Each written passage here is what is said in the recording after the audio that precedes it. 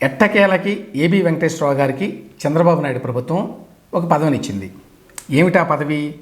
Chairman AP police housing corporation. ఏం చేస్తుంది ఈ పోలీస్ హౌసింగ్ కార్పొరేషను? వీళ్ళు ప్రధానంగా పోలీస్ సిబ్బందికి రెంట్ ఫ్రీ అకామిడేషన్ ఇస్తారు.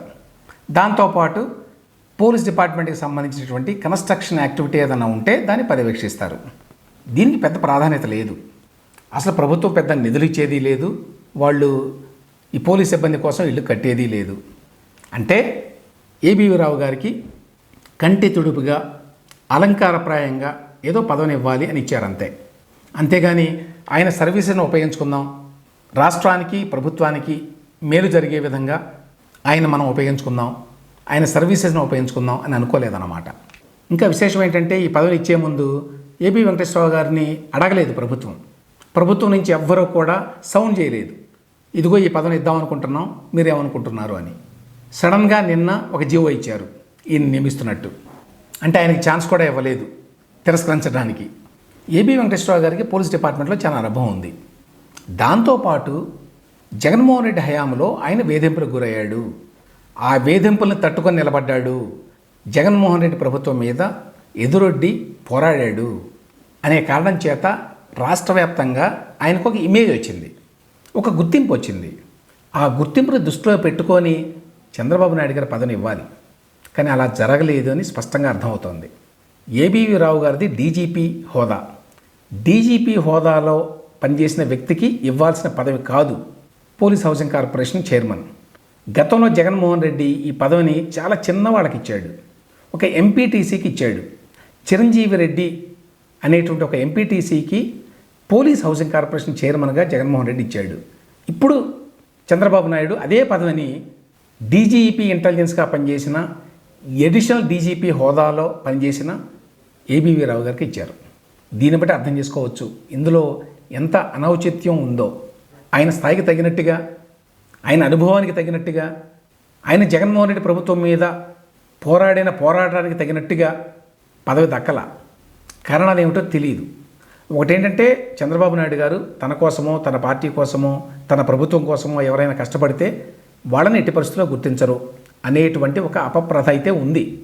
అందులో భాగంగా చూడాలా, లేదు ఏబీవీ రావు గారి సమర్థత మీద ఆయనకి నమ్మకం లేక చేయలేదా అనే విషయం కూడా తెలియదు. ఏబీవీ రావు పోలీస్ డిపార్ట్మెంట్లో పనిచేశారు, కానీ ఆయనకి సమాజం పట్ల, వ్యవస్థల పట్ల చాలా అవగాహన ఉంది. ఎందుకంటే ఆయన ఒక రచయిత కూడా. ఆర్థిక, సామాజిక, సాంస్కృతిక అంశాల మీద ఒక సిరీస్ ఆఫ్ ఆర్టికల్స్ని ఆయన ఆంధ్రజ్యోతిలో రాశారు జాహ్నవి పేరుతోటి. గవర్నమెంట్లో ఉండగా అధికారులు తమ వ్యక్తిగత అభిప్రాయాలను వ్యక్తం చేయకూడదు. అందువల్ల ఆయన మారు పేరు రాయాల్సి వచ్చింది. చాలామందికి తెలియదు ఆయనే రచయిత అని ఇప్పటికీ. సో ఆ రకంగా ఆయనకి చాలా అంశాల పట్ల చాలా అవగాహన ఉంది. అటువంటి వ్యక్తిని చాలా రకాలుగా ఉపయోగించుకోవచ్చు ఈ ప్రభుత్వంలో. అసలే విషయ పరిజ్ఞానం ఉన్నవాళ్ళు లేరు, ప్రభుత్వం పట్ల లాయల్గా ఉండేవాళ్ళు లేరు అని అనుకుంటున్నటువంటి తరుణంలో ఏబి వెంకటేశ్వరరావు గారు లాంటి వాళ్ళని కూడా పట్టించుకోకపోవడం ఏంటి అనేది మరొక ప్రశ్న. రావు గారిని అడగకుండానే ఈ పదవిని ఇచ్చారని చెప్పాను. మరి ఇప్పుడు ఆయన ఏం చేస్తారో తెలియదు. ఆయన శ్రేయోభిలాషులు కానివ్వండి, ఈవెన్ తెలుగుదేశం కార్యకర్తలు, నాయకులు కూడా ఇదేంటి ఇంత చిన్న పదవిని ఇచ్చారు ఆయనకి అని అనుకుంటున్నారు. ఇప్పుడు ఆయన తిరస్కరిస్తే ఒక సమస్య, అది ధిక్కారంలాగా చూసేటువంటి అవకాశం ఉంటుంది పార్టీ వాళ్ళు. తిరస్కరించకపోతే ఒక చిన్న పదవిని తీసుకొని ఏదో బొగ్గకారులో తిరుగుతూ ఒక ఆఫీసులో కూర్చొని ప్రభుత్వం ఇచ్చేటువంటి ఆ రెమ్యునరేషన్ తీసుకొని కాలక్షేపం చేయాలి. అట్లా కాలక్షేపం చేసే వ్యక్తి కాదు ఏబీవీ రావు గారు. మరి ఇప్పుడు ఆయన ఏం చేస్తారో తెలియదు. ఒక రకంగా చెప్పాలి అంటే చంద్రబాబు నాయుడు ప్రభుత్వం ఆయన్ని ఇరుకున పెట్టింది. చంద్రబాబు నాయుడు గారి ప్రయారిటీస్ ఎట్లా ఉంటాయని చెప్పడానికి ఇది ఒక ఉదాహరణ. ఆయనకి అటు ఇటుగా సమకాలికుడైన ఆర్పి ఠాకూర్ గారు, ఆయన కూడా పోలీస్ డిపార్ట్మెంట్లో పనిచేసిన రిటైర్డ్ ఐపీఎస్ అధికారి. ఆయనకేమో అడ్వైజర్ టు గవర్నమెంట్ అని ఇచ్చారు.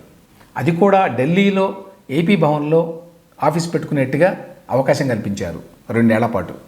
ఆయన కంటే ఎక్కువగా తెలుగుదేశం ప్రభుత్వానికి సేవ చేసినటువంటి ఏబీవీ రావుకి అటువంటి పదవిని ఇవ్వాల, అటువంటి గౌరవనీయమైన పదవిని ఇవ్వాల.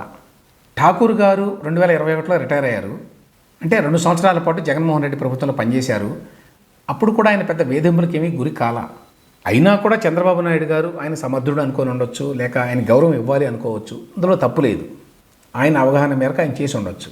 కానీ అదే సమయంలో ఆయనకు అటు ఇటుగా సమకాలికుడైన, అదే డిపార్ట్మెంట్ నుంచి వచ్చిన తెలుగుదేశం ప్రభుత్వానికి ఎంతో చేశారు అని చెప్పి జగన్మోహన్ రెడ్డి ఎంతగానో విమర్శించిన ఏబీ వెంకటేశ్వరరావు గారికి మాత్రం తగిన గౌరవం ఇవ్వకపోవడం ఏంటి అనేది ఎవరికి అంతుబట్టని విషయం.